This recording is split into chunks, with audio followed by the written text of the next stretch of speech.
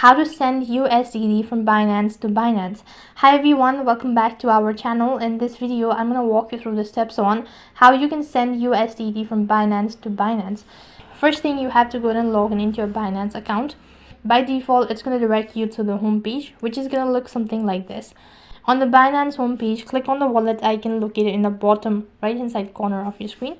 Then you'll be able to see your information as your balance.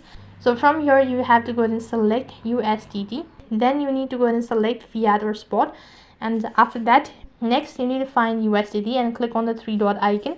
And you have to click on the withdrawal button after you're done selecting it to continue the procedure. As a coin, you'll be transferring and enter the address you wish to transfer your USDT to.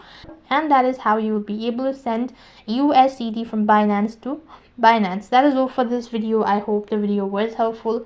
Make sure to like, share and subscribe to our channel. Thank you for watching. See you in the next video.